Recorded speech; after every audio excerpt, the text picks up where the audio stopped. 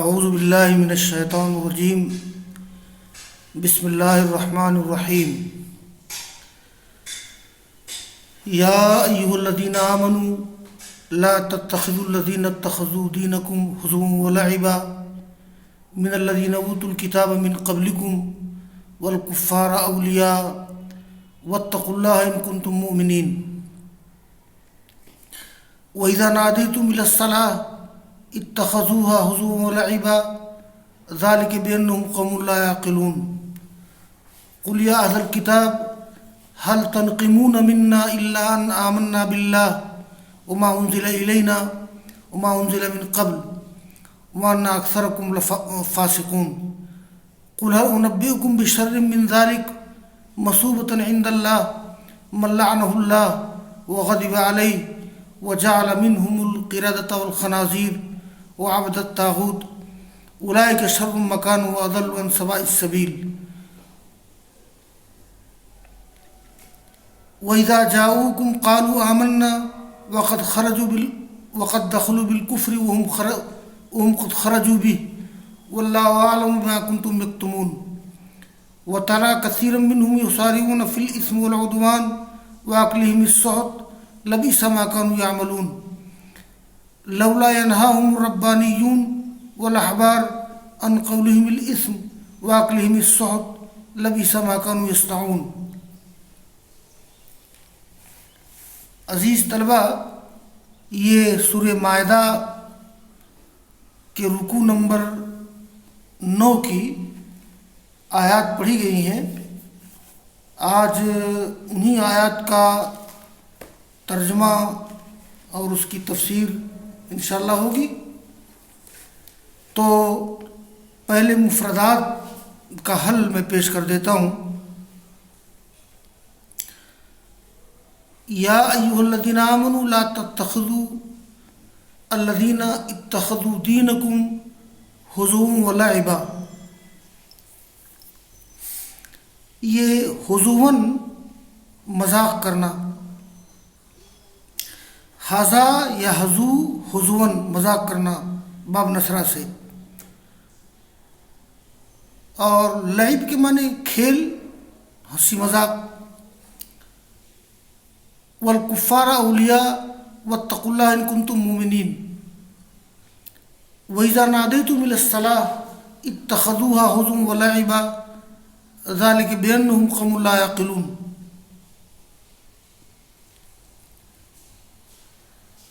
اے ایمان لانے والو، نہ بناؤ ان لوگوں کو جنہوں نے تمہارے دین کو ہنسی مذاق اور کھیل بنا لیا ہے، ان لوگوں میں سے جنہیں کتاب دی گئی، یعنی یہود و نصارہ میں سے تم سے پہلے، اور کافروں کو دوست۔ یہ الکفار کا عطف ہے الذین اتخذوا دینکم پر، یعنی اہل کتاب کو اور کافروں کو دوست نہ بناؤ۔ تو اے ایمان لانے والو، نہ بناؤ ان لوگوں کو جنہوں نے تمہارے دین کو ہنسی مذاق اور کھیل بنا لیا ہے، ان لوگوں میں سے جنہیں کتاب دی گئی ہے تم سے پہلے، اور کافروں کو دوست۔ اللہ سے ڈرو اگر تم مومن ہو۔ آگے ایک بات ذکر کی جا رہی ہے، یہ جو مدینہ کے یہود تھے یا منافقین تھے، یہ نادا ینادی منادات کے معنی آواز دینا، یہاں پر اذان دینا۔ تو جب تم لوگ نماز کے لیے اذان دیتے ہو یا نماز کی اطلاع دیتے ہو، تو اسے بھی وہ لوگ ہنسی مذاق اور کھیل بنا لیتے ہیں۔ یہ اس لیے ہے کہ یہ ناسمجھ لوگ ہیں، ایسے لوگ جو سمجھتے نہیں ہیں۔ قل یا اہل الکتاب، یہ مسلمانوں کے ساتھ یہود و نصارہ کا جو معاملہ تھا یا منافقین کا جو معاملہ تھا، آخر مسلمانوں کا جرم کیا تھا، مسلمانوں کی غلطی کیا تھی؟ تو اللہ پر اللہ کے رسول پر، اللہ کی کتابوں پر ایمان لانا، یہی ان کا جرم تھا۔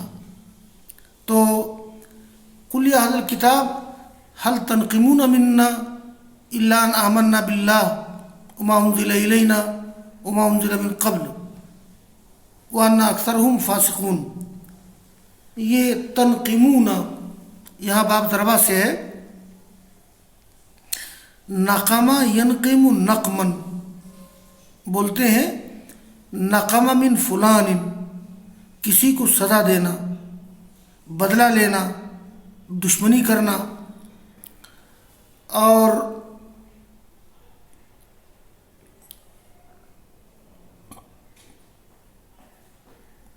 قل هل انبئکم بشر من ذلک مثوبۃ، یہ مثوبۃ یہ تمیز ہے شر من ذالکہ سے، اور مثوبہ کے معنی ہوتے ہیں بدلہ۔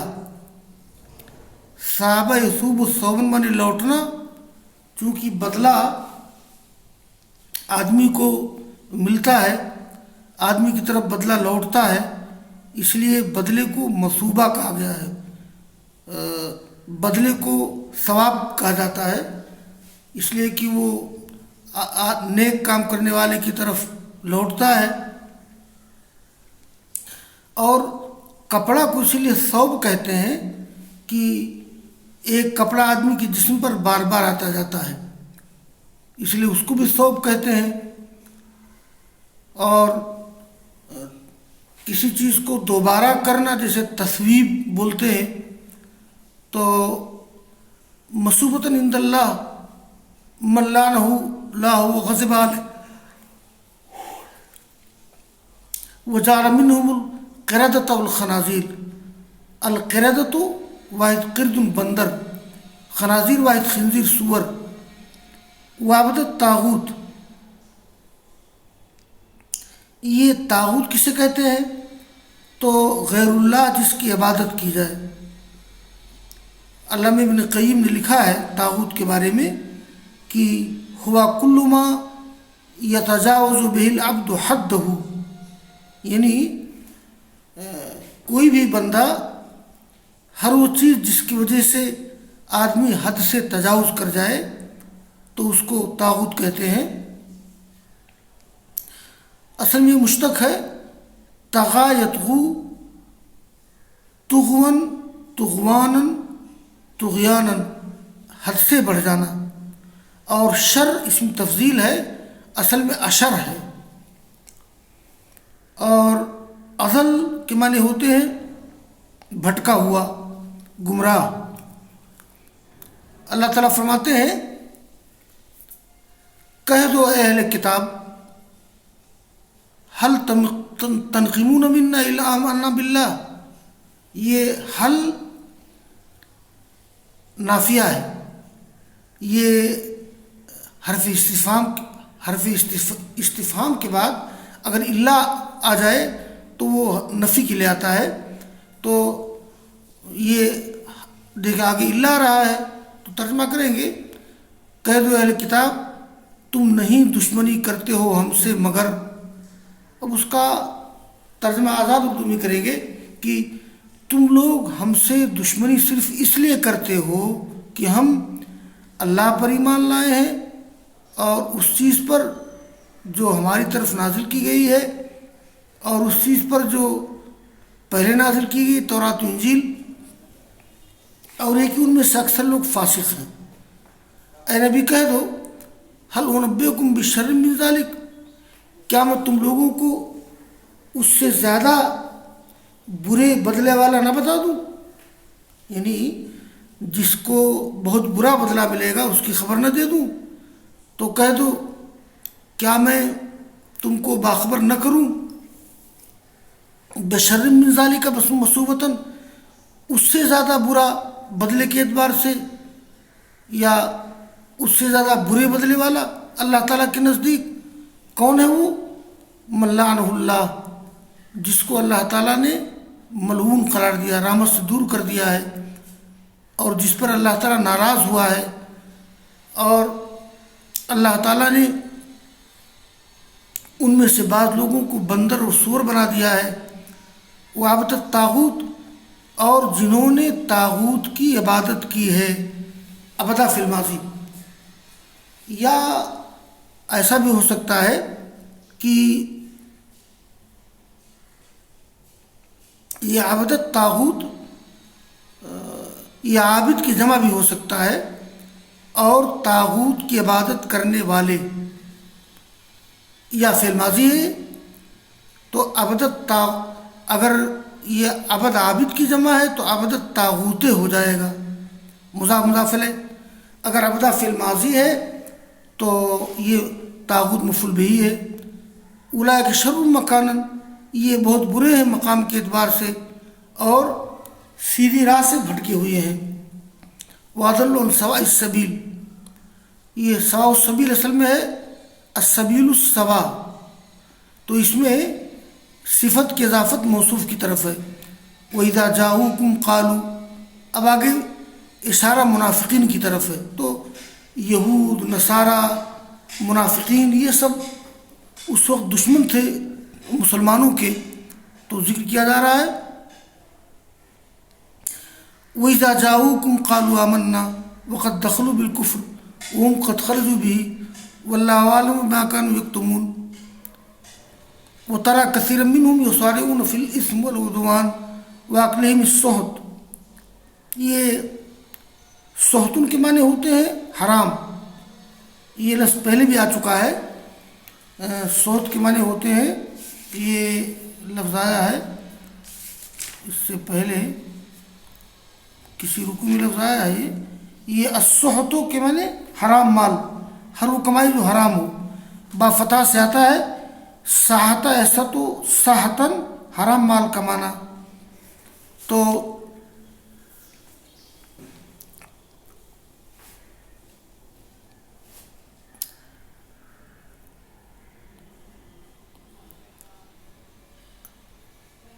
کہہ دو کیا میں بتاؤں تم کو ان سے زیادہ، اس سے زیادہ برا بدلے کے اعتبار سے اللہ تعالیٰ کے نزدیک وہ شخص ہے جس پہ اللہ نے لعنت بھیجی ہے، جس پر اللہ کا غضب ہوا ہے، اور اللہ نے ان میں سے بعض لوگوں کو بندر اور سور بنا دیے ہیں۔ وعبد الطاغوت، اور جن لوگوں نے طاغوت کی عبادت کی ہے، یا جو طاغوت کی عبادت کرنے والے ہیں، یہ لوگ برے ہیں مقام کے اعتبار سے اور بھٹکے ہوئے ہیں سیدھی راہ سے۔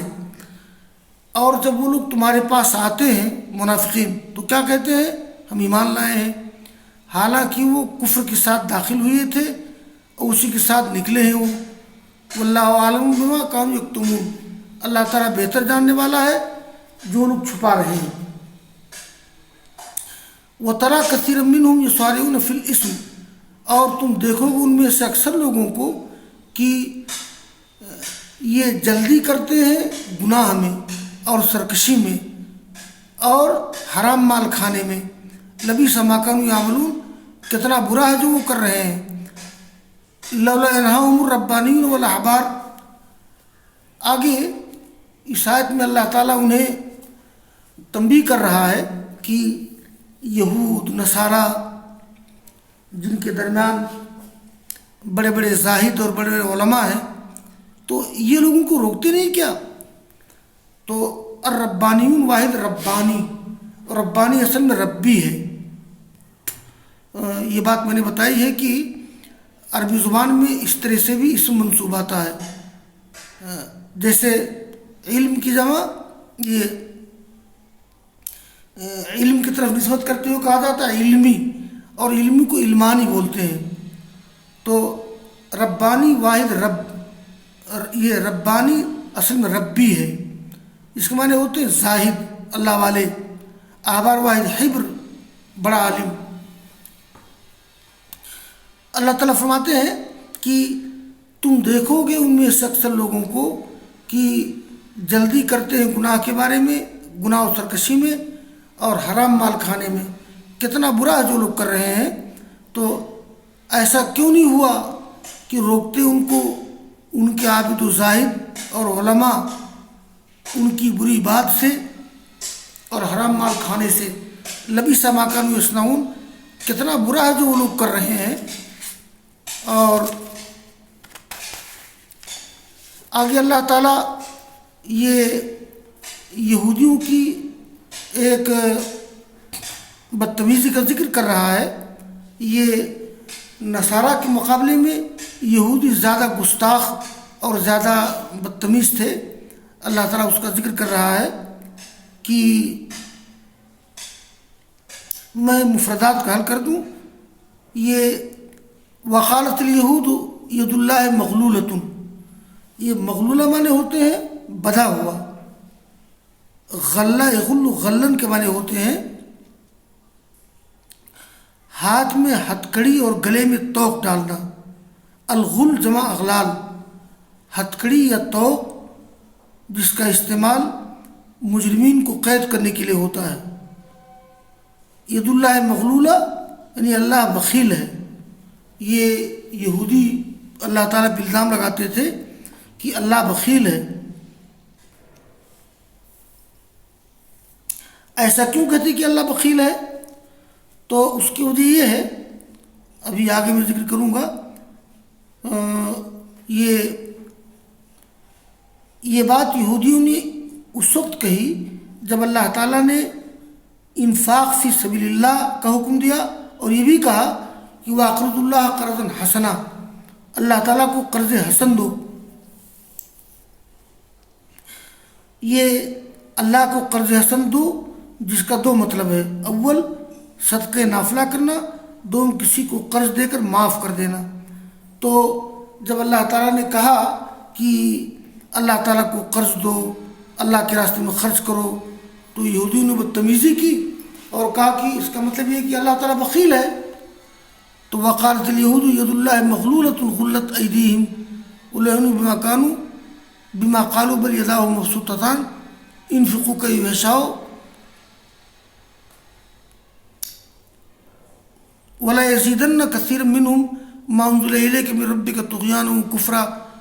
یہ لیزیدن صیغہ واحد مذکر غائب، اس کا فاعل ہے ما انزل الیک، اور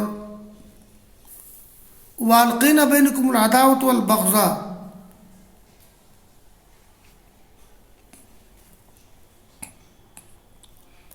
الی یوم القیامہ کلما اوقدوا نارا للحرب اطفأ اللہ. یہ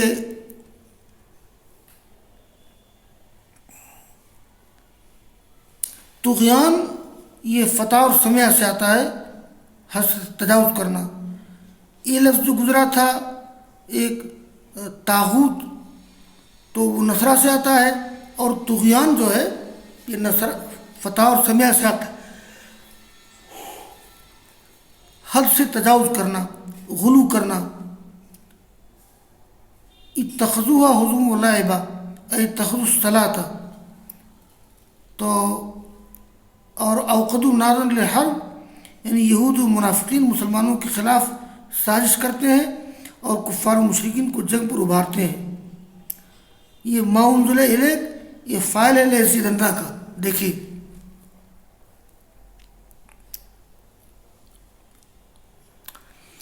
اور یہودیوں نے کہا اللہ تعالیٰ کا ہاتھ بندھا ہوا ہے، یعنی اللہ تعالیٰ بخیل ہے. ان کے ہاتھ بندھے ہوئے ہیں، وہ ملعون ہے اپنی اس بات کی وجہ سے، بلکہ اللہ تعالیٰ کے ہاتھ کشادہ ہیں. اللہ تعالیٰ جیسا چاہتا ہے خرچ کرتا ہے، اور ضرور بڑھا دے گا. ان میں سے اکثر لوگوں کو سرکشی اور کفر میں ما انزل الیک کا کون بڑھا دے گا؟ جو اتارا گیا ہے آپ کی طرف، ضرور بڑھا دے گا ان میں سے اکثر لوگوں کو جو اتارا گیا ہے آپ کی طرف رب کی طرف سے سرکشی اور کفر میں. اور ہم نے ان کے درمیان دشمنی اور بغض ڈال دیا قیامت تک. یعنی یہود و نصارہ میں حقیقت میں دشمنی قیامت تک رہے گی. کلما اوقدوا نارا للحرب، جب جب وہ لوگ جنگ کی آگ بھڑکاتے ہیں اللہ تعالیٰ اس کو بجھاتا ہے. مدنی زندگی میں قدم قدم پر یہودیوں نے، منافقین نے جنگ کی آگ بھڑکانے کی کوشش کی. چنانچہ غزوہ احد جو ہوا تھا اس میں بھی ان کا دخل تھا. خاص طور پر غزوہ احزاب جو ہوا ہے اس میں خوب مسلمانوں کے خلاف لوگوں کو ابھارا تھا. تو جب وہ لوگ جنگ کی آگ بھڑکاتے ہیں اللہ تعالیٰ اس کو بجھا دیتا ہے اور وہ لوگ زمین میں فساد مچاتے ہیں. اللہ تعالیٰ فساد کرنے والوں کو پسند نہیں کرتا ہے. وَلَوْ أَنَّ أَهْلَ الْكِتَابِ آمَنُوا وَاتَّقَوْا لَكَفَّرْنَا عَنْهُمْ سَيِّئَاتِهِمْ وَلَأَدْخَلْنَاهُمْ جَنَّاتِ النَّعِيمِ.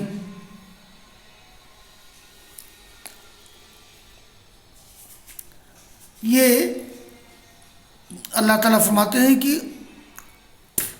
اور اگر اہل کتاب ایمان لاتے اور اللہ سے ڈرتے تو ہم ان کی خطاؤں کو معاف کر دیتے اور ان کو داخل کرتے یہ نعمت کی جنتوں میں. آگے اللہ فرماتا ہے وَلَوْ أَنَّهُمْ أَقَامُوا التَّوْرَاةَ وَالْإِنْجِيلَ وَمَا أُنزِلَ إِلَيْكَ مِنْ رَبِّهِمْ لَأَكَلُوا مِنْ فَوْقِهِمْ وَمِنْ تَحْتِ أَرْجُلِهِمْ مِنْهُمْ أُمَّةٌ مُقْتَصِدَةٌ وَكَثِيرٌ مِنْهُمْ سَاءَ مَا يَعْمَلُونَ.